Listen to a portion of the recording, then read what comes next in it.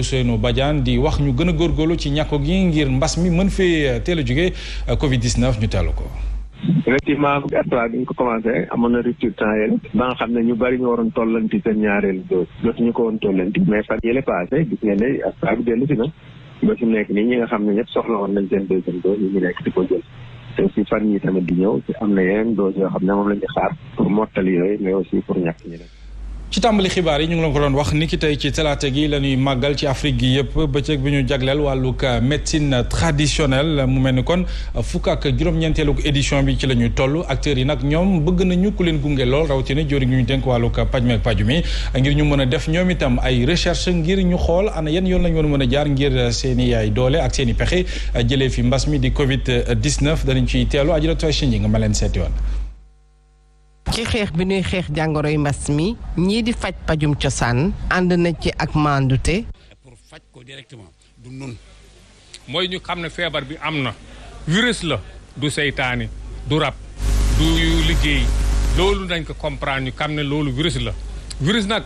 pettaaw du ko gis virus hôpital ñoom mën a saytu gis virus bii ci nit kon nit ñi nañu dem hôpital. mu di lu fekk baax ci Afrique pajkatu cosaan yile bëgg nañu lu ñuy wax cadre juridique. moom moo ne may secteur bi wér secteur bi kuréel bi ñu pajum cosaan dafa feebar bi lan la yow la sàmba man la ñu nga xam ne noo ngi wër di waxte doo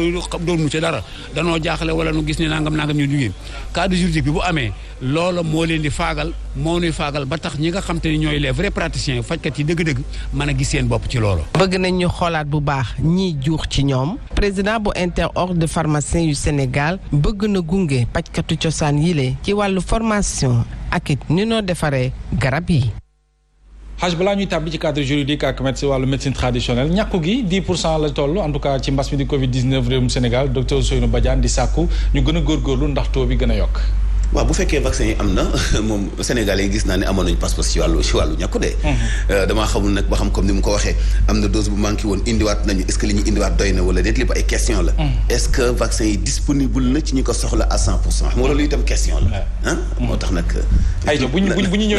ñëwee ci médecine traditionnelle ñoom ñu ngi sàkku ak ndimbal accompagnement ci ñu mën a def ñoom itam gëstu ci seen i wet ngir xool naka la ñu mën a wutee ay solution ci mbas mi. bu ñu fàttali ba léegi ñoom dañu nekk ci secteur privé muy médecine traditionnelle comme ni ñu koy woowee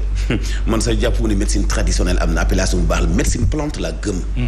parce que ci plante dong la ñuy faje ñoom médecine plante loolu mooy appellation bu baax bi foog ñu changer loolu ay cadre privé lañ nekk ba léegi seen activité bopp la ñu yor mais ci ministère de la santé am nañu section bu ñu jagleel wàllu paj moomu mais li am solo moom ñoom nañu dox ni jamono yu doxee gis nga Mouhamed lii ma tim nii benn livre bu ñu génne la tudd nature med suñ góor a moom moo ko bind uniquement pour xamal ñiy faj ci wàllu plante nan la ñu war a defee dosage parce que mooy suñu problème ba léegi surtout dosage bi mais surtout itam amélioré ci wàllu infusion ci wàllu ay sirop yoo xam ne dañu ko mën a conserver naturellement loolu dong mooy suñu problème bi ci des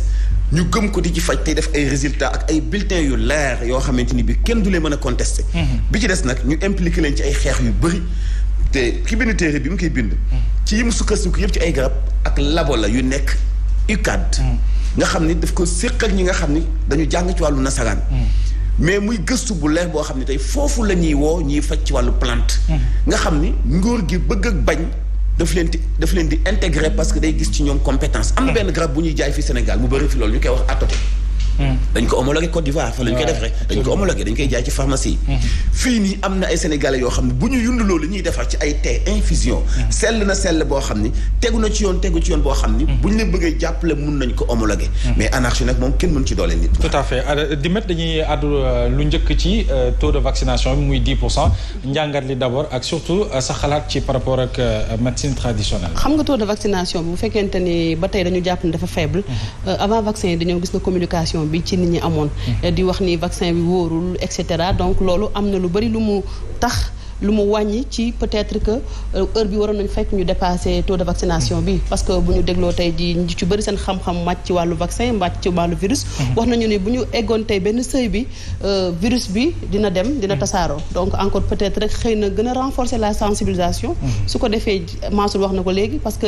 am na yeneen doses yu bees yu ñëw mais est-ce que doses yooyu noonu doy na parce que am na ñu jëloon benn di xaar beneen au moment où yenn dëkk yi nekk Occident ñoom déjà ñu ngi jël 3e dose donc vraiment encore une fois il faut rek ñu accentuer la sensibilisation lu jëm nag ci mbirum médecine traditionnelle OMS moo ko wax que ni 80% de la population bu ñuy feebaree seen xel fi muy njëkk a dem mooy médecine traditionnelle donc ñooñu tey dañu nekk ñu war a jàppale ñu war a encadrer te SUTSAS dafa porté woon cette revendication ba mu amoon ci accord soo fàttalikoo Mohamed texte bi demoon na assemblée nationale ba député yi sëgg ci mais dañuy dem ba ci biir texte bi ñu delloowaat ko parce que tout simplement ñenn ci ordre yi nekk ci mbirum fajum kër docteur yi ils n'étaient pas d'accord parce que amoon na lu bëri lu ñu yëkkati woon ci ay préoccupations et cetera mais dama jàpp tey ñooñu il faut ñu encadrer leen jox leen seen chance ñu jàppale askan wi jàppale population bi parce que problème de dosage yi ñuy wax du dara parce que tey jii nii su fekkente ni tamit yow li ngay ñetti xob nga war a def nga def ñeenti xob kooku mën na ko indil ay loraange mais su fekkente ni ñoom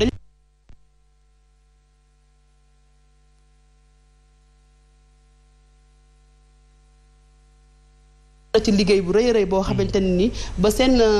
autorités yi njiit yi demoon nañ ba assemblée nationale waxtaan ak ki nga xamante ne ni mooy le président Aymérou Gningue ci texte boobu nga xamante ne tey jii dafa nekk actualité dañ leen war a gën a jàppale parce que artémisia bi bul fàttee Madagascar commencé woon nañ ci def ay mbir mais gis nga occidentaux yi ñoom dañu def suñu bopp que ni ñun lépp loo xamante ni rek solution la si ñun warul jóge ci ñun africains yi mais feneen la war a jógee ñu wax ci bëriwaana ci ay gox yi nga xam ne ñu ngi ci biir réew mi saa su ne askan fa yeewoo dañuy sàkk ñu defaral leen ay yoon ay tali bokk na ci itam ñu ci jugte jamono ji muy programme bu am solo bu ñu duppee technologie probase ñu ngi defar xotti biir dëkk bi ak gox-goxaat yu ci bari yi ko bëgg ay piste ngir askan wi nga xam ne dem beeg dikk bi da leen soxal lool ñu mën ko itam ñu mën ci gis seen bopp waaye itam ci lu jëm ci responsabilité sociétale entreprise bëriwaan